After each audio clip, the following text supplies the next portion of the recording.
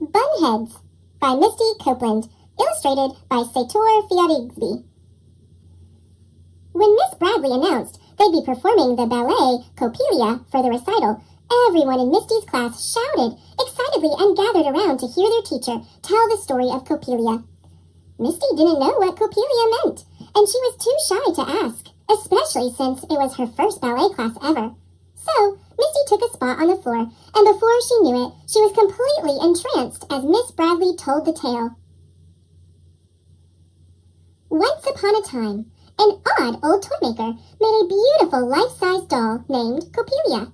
To cure his lonely heart, the doll was so pretty and looked so real that a boy named Franz fell in love with Coppelia at first sight, even though he'd already told Swanhilda he would marry her. Swanhilda was furious when she caught Franz blowing kisses to Coppelia, but Franz ignored her anger.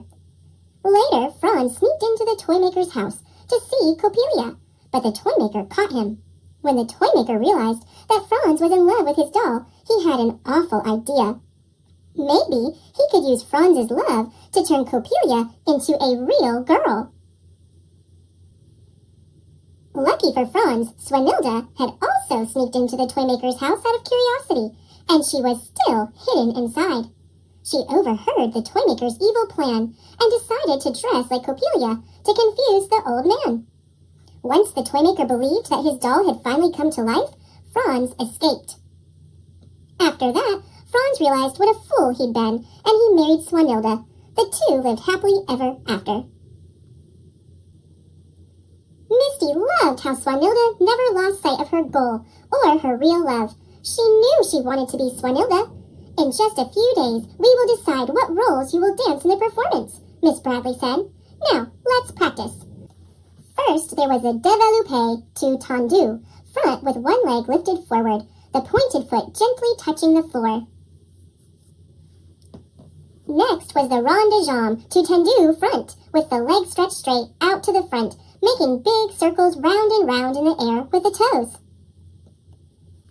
Then it got a bit harder, with the pas de bourrée moving from side to side as one foot crossed over the other. They had such fun with the soutenu as the young dancers twirled and spun in unison. Finally, the lesson ended with simultaneous pas de bourrée again and again. Misty picked up the steps easily, following only a half second behind the rest of the class. Have you ever danced Coppelia? Miss Bradley asked. Misty shook her head nervously, replying, I've never taken ballet before. Well, you're very good, Miss Bradley said. Come, she called to Misty, and Kat, a younger girl who was full of energy. You two, up front. Misty could feel her heart pounding. Miss Bradley asked Kat to show Misty the dance of Coppelia. Coppelia sits in a chair on the balcony of the toy maker's house throughout the first act of the ballet. Kat held her arms in first position, then lifted her arms and turned her head like a robot, up and down and side to side. She performed the moves beautifully. When it was Misty's turn, she imitated Kat from memory. You are both very gifted, Miss Bradley said. As soon as Misty got home, everything about the new class and the Coppelia fairy tale tumbled out of her. I'm proud of you, Mommy said. Misty was so excited she could hardly sleep. She lay in bed thinking about the doll coming to life. Misty said her name aloud, Coppelia. It felt magical and full of mystery. The next day, Misty arrived early. Kat was there too, dancing the steps of Swanhilda. Oh no! Misty didn't know if she could compete with someone so talented. Soon, Miss Bradley arrived. Do you girls know which part you want to play in the recital? Misty held her breath as Kat answered, Coppelia. When the other dancers arrived, filling the studio with laughter, Misty and Kat stayed close, learning from each other.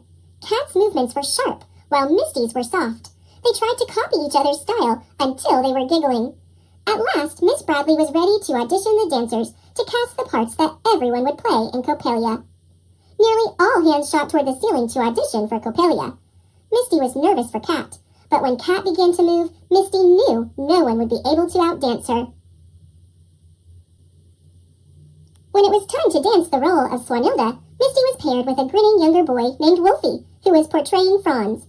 Wolfie was on a mission to catch Misty's attention. The next day, Miss Bradley announced who would play what parts. Misty was excited when Kat got the part of Coppelia, and even happier when she won the part of Swanilda. The next few weeks were full of hard work for Misty. She had to perform both Swanilda and Coppelia when she tricked the toymaker into thinking she was the doll who had come to life. It was a lot to learn. Watching Kat dance her parts with ease made Misty try harder. They inspired each other. The night of the performance, Misty was so excited she couldn't keep still. Staring up at the heavy red curtain, Misty felt a hand on her back. "You okay?" Kat asked. Misty nodded. "I'm ready." And then the curtain was rising up and away.